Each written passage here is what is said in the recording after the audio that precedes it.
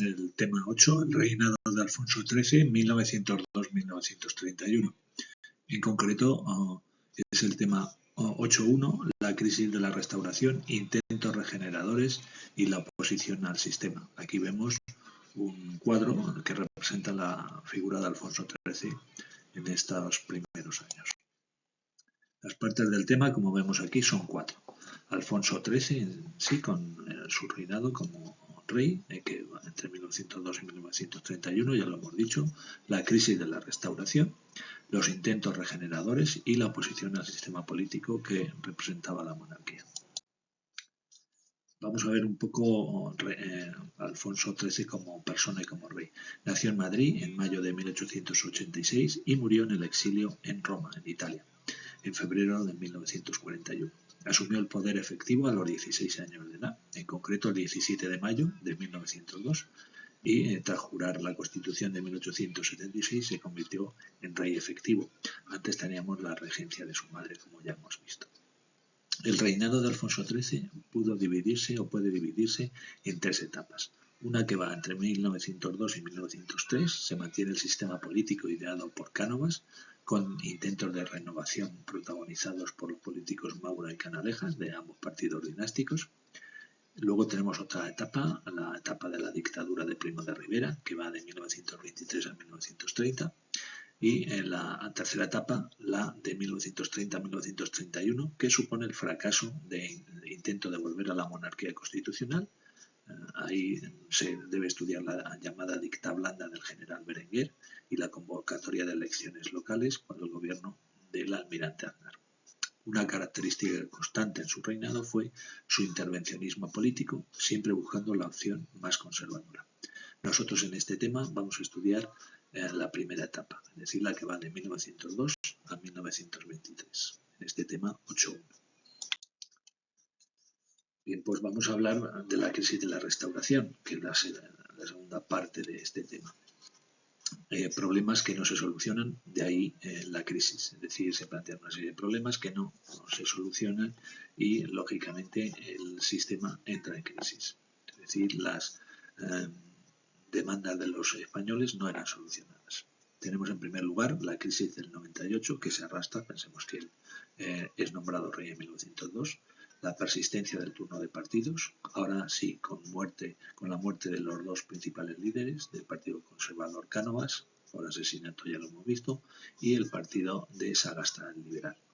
Y no aparecen líderes carismáticos que lo sustituyan. Intervención del rey en política, nombraba a gobiernos y hacía que dimitieran.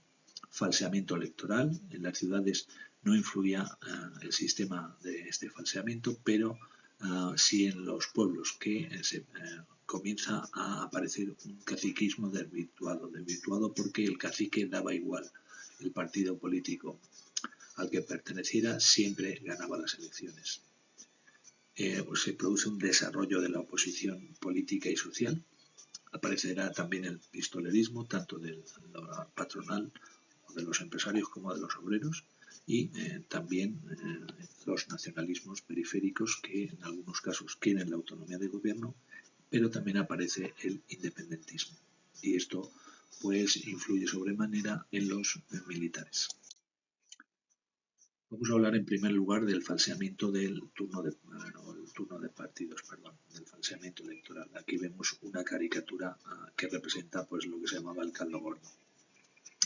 El turnismo de partidos no funcionaba, y menos con la muerte de Cánovas y de Sagasta, por lo que hemos comentado antes de que no surgen verdaderos líderes. El rey seguía interviniendo en política y en las ciudades dejó de funcionar, primero en las grandes ciudades y después en las más pequeñas, y sí funcionaba en el mundo rural. Ya hemos dicho que el cacique siempre ganaba las elecciones, daba igual el partido al que perteneciera, y esto pues lógicamente creaba una crisis gubernamental. Es decir, el encasillado no siempre podía ser elegido como tal.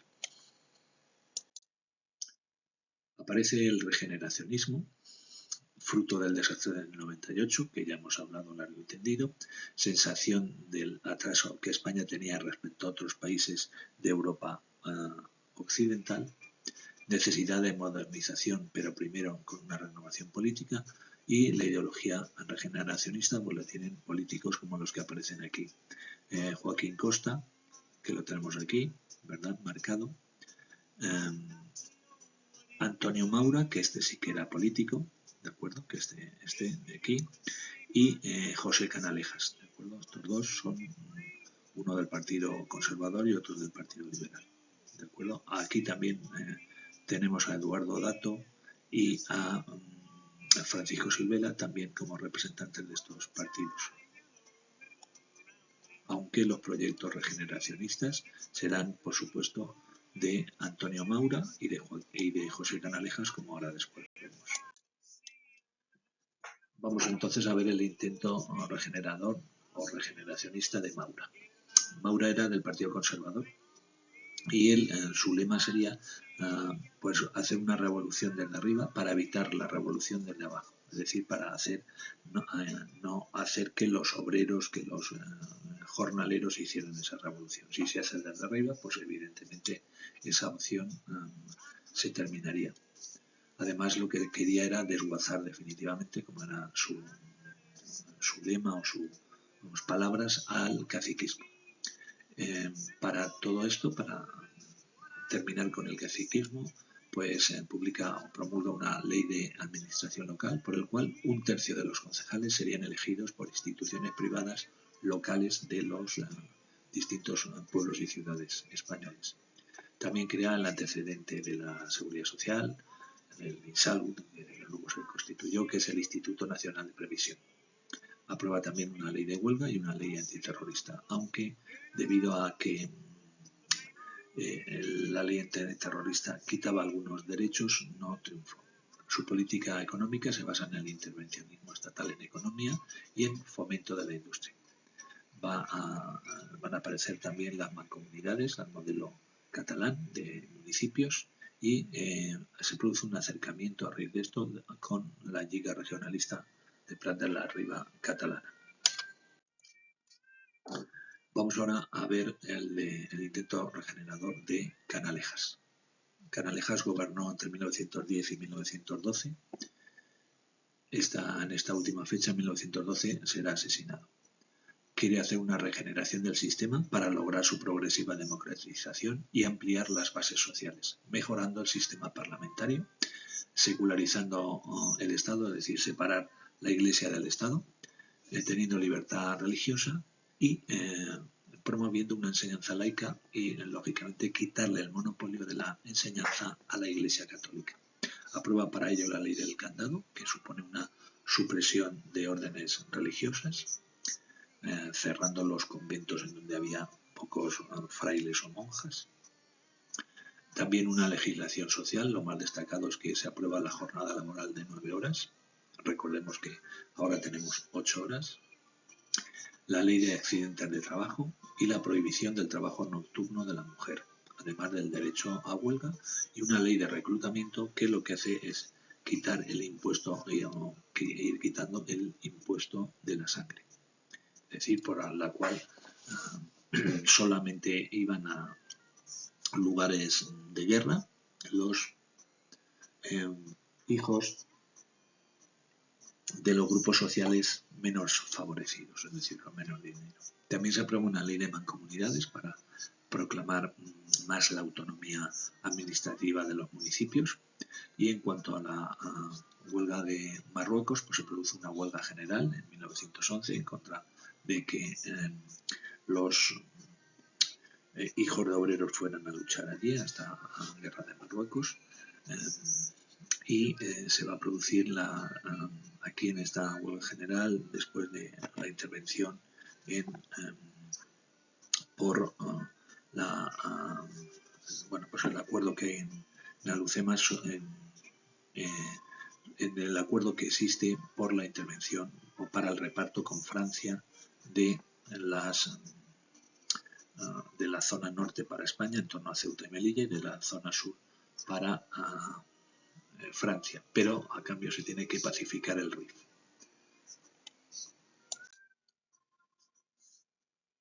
Bueno, pues vamos ahora a estudiar las crisis políticas hasta 1917. En 1905 se produce el triunfo electoral de la Lliga Regionalista de Prat de la Riba y Cambó Esto alarmó a los militares porque veían en peligro la unidad de España. Hay una tensión entre los militares y los catalanistas y, por ejemplo, la revista Cut y la redacción de la Veu, de la Voz de Cataluña, pues lo que hace es criticar un poco o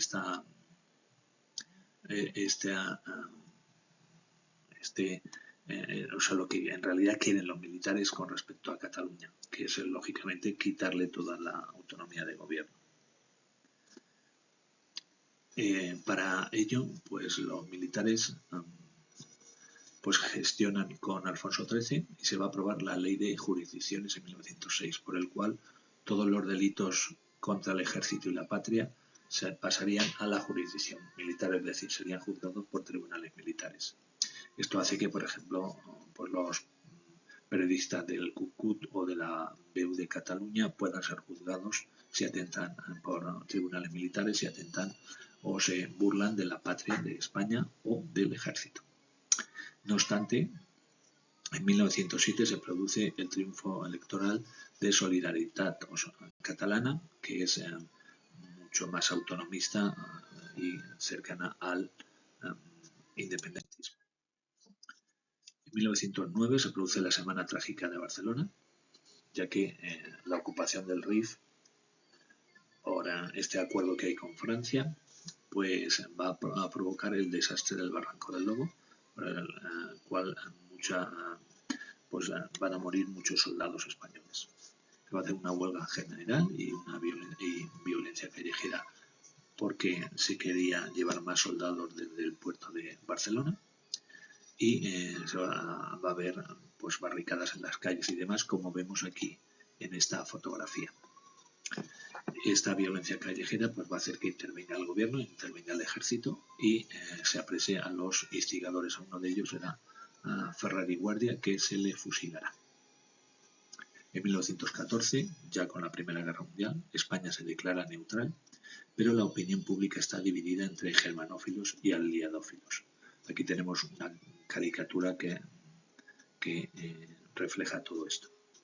La repercusión en España va a ser eminentemente económica, porque va a haber una demanda de productos españoles y se va a producir un fuerte proceso inflacionista de subida de precios. Bueno, vamos a ver la oposición al sistema.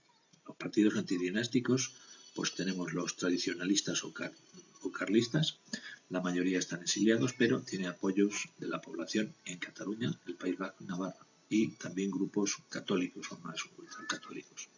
Luego tenemos los nacionalistas, de los que ya hemos visto, es decir, del PNV en el País Vasco y de catalanistas. El PNV, que está en torno a su líder, Sabino Arana, promueve un catolicismo radical, la identidad vasca, y hay dos corrientes, una autonomista y otra independentista. Estas corrientes permanecerán en el nacionalismo vasco durante bastantes años.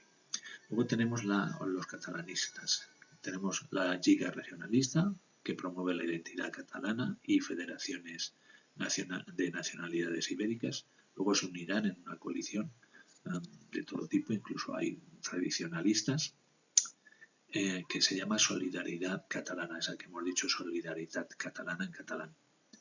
Van a constituir la Mancomunitat, presidida primero por Prat y de la Ribe, cuando este fallezca por Cambó.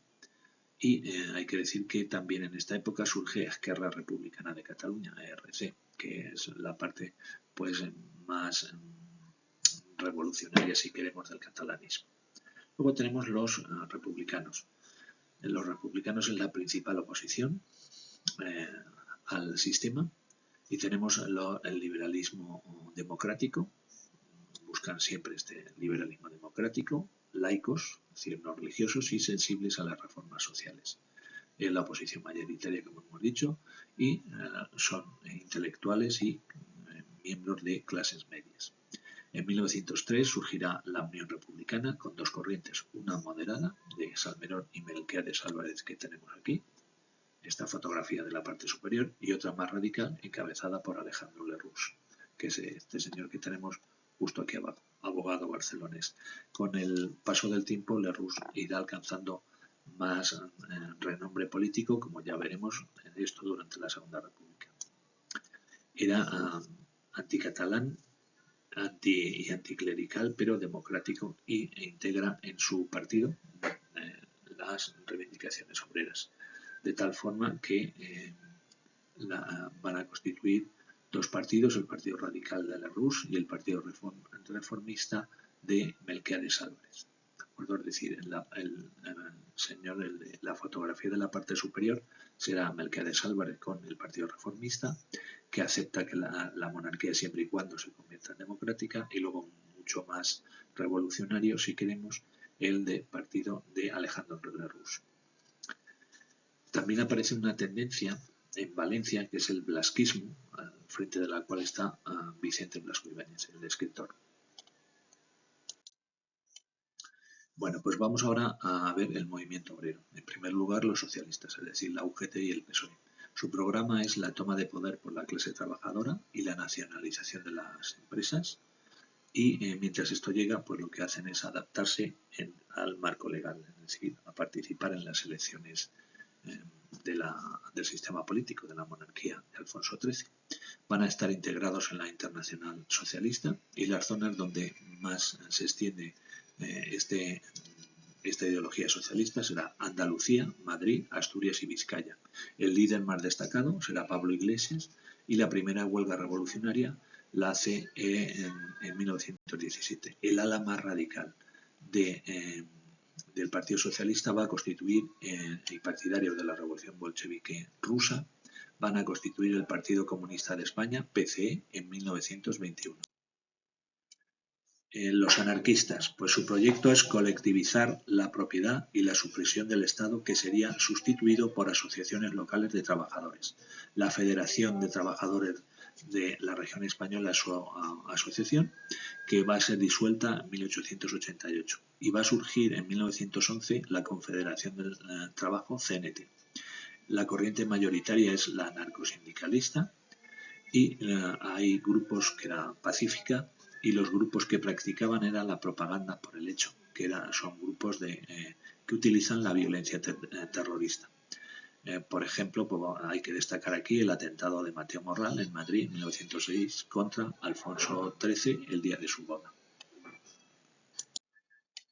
El movimiento obrero, la respuesta que tiene el gobierno, la respuesta gubernamental a la oposición del movimiento obrero, fue alterar la represión con el arbitraje, si queremos. Por ejemplo, la huelga revolucionaria de 1911 motivó la disolución de la CNT y el procesamiento de los dirigentes de la UGT, que en muchos casos pues sufrieron cárcel. Y esto es todo. Venga, muchas gracias.